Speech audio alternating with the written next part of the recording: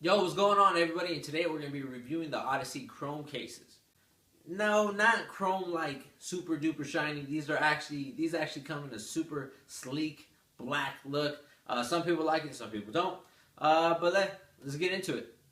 Now, the Chrome series case is, I wouldn't say a budget case. I definitely would say they're a different style case. It all really depends on the gear that you have. Now, I was able to get my hands on these because I recommended these for a buddy of mine who actually has the Stanton 150 turntables. Now, if you guys don't know about the Stanton 150 turntables, they're actually 40 pounds each, the heaviest turntable on the market. So, with the regular rotor case weighing in at about like 25 pounds, I believe, 40 pounds plus 25 pounds in each hand, walking in and out of venues, I mean, I guess if that's your situation, then you really don't got to go to the gym.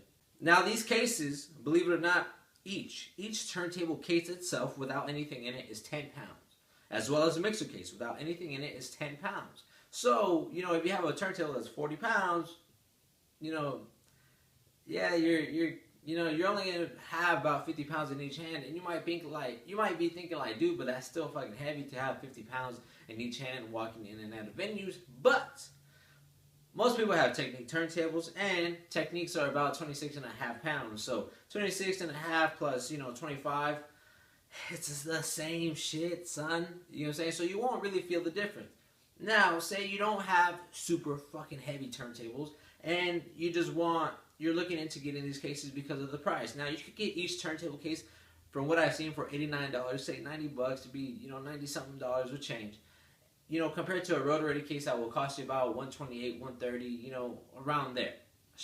I'm speaking straight off from what I've seen from the websites. If you guys can find a better deal than that, go for it. I didn't rape the internet looking for a better deal. You'll notice on these cases that they actually have these feet, so when you stand them up. Now, on most other cases, you have like these ball corners, which, I guess act the same way. But it's kind of nice to see rubber feet, on cases, but time will tell how long they'll hold up. You'll notice on these cases that these actually have butterfly latches, but they're actually slightly smaller. I believe they probably do that for lightweight, and the material that they're using is such a thin material that I feel like if they would have put like bigger ones, it probably just would have been overkill. You have a regular latch design like all other cases do. So, if you've had other cases and you're looking for a lighter, solution or whatever, you'll feel just at home. At the end of the day, they're cases.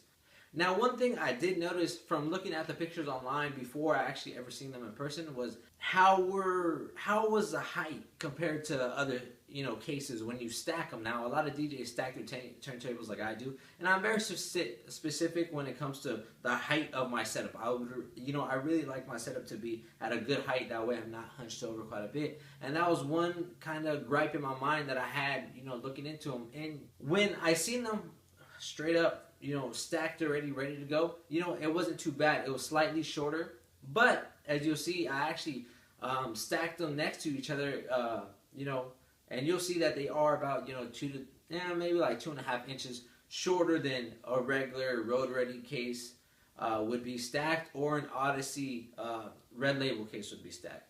One thing I really do like about the cases, though, especially the mixer case, is if you open it up on the top part, instead of just getting a regular, block of foam, you actually get like this dope 2 pieces of eggshell foam. Now, these cases are stackable, as you can see in the video. They have these tiny rubber feet on the bottom of the case itself, so when you stack them, it's nice. It's nice and flush, and it really doesn't move anywhere and doesn't give you too much give. Now, I've had these cases for maybe like 2.5 weeks, and I've actually been putting my turntables in, my mixer in and out, just walking them around the house, normal stuff, not really throwing them around. And I have noticed with the mixer case, I don't know if it's the paneling or whatever, if they glue it on or something, but you can see that it was slightly starting to like come off a little bit. So I don't know what's up with that. Maybe it's the build quality. Maybe, I know for a fact I haven't dropped them. But I don't know. To be honest, I don't know what the fuck happened to them. Now, like I said earlier, each turntable is $89, $99, $90 something dollars, of course, as everybody would know. But the mixer case itself is like $120.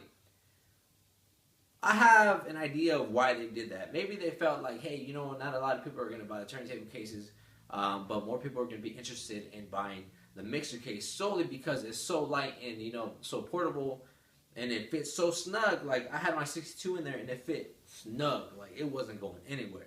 I felt like maybe Odyssey felt like, yo, you know, people are probably gonna buy the mixer case itself, you know, just to transport their mixer, you know, for those DJs that like to take their own mixer to the clubs and stuff like that. And I completely understand.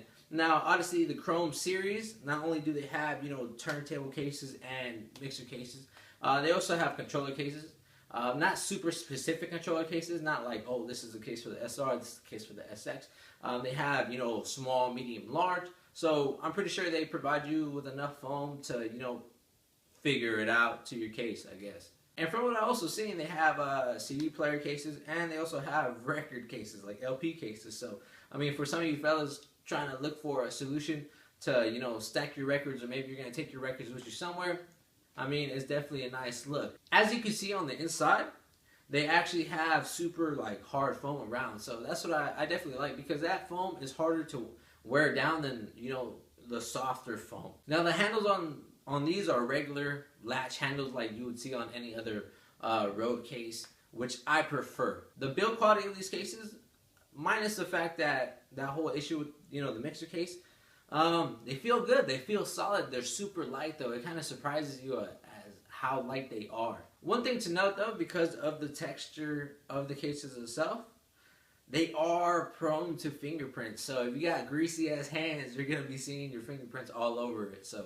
some days when I got home from work and I was, you know, messing with them, you could definitely tell I was messing with them. So I guess overall thoughts, hey man, if you're looking to get your first pair of cases or whatever, and you're not really going around town a bunch, but you want something to put, you know, your equipment in to protect your investment, I definitely would recommend them, especially if you have, you know, heavy tables or say a super duper heavy mixer. It's a really good in-between of durability, but staying lightweight. And if that's big for you, if something lightweight is what you need and what you're looking for, then hands down, these are the lightest cases on the market. So would I buy them? I would. I'd buy them. I already have cases right now. But say if I were looking to buy another pair of cases, I definitely would go with these. I like the look of them. I like how they feel.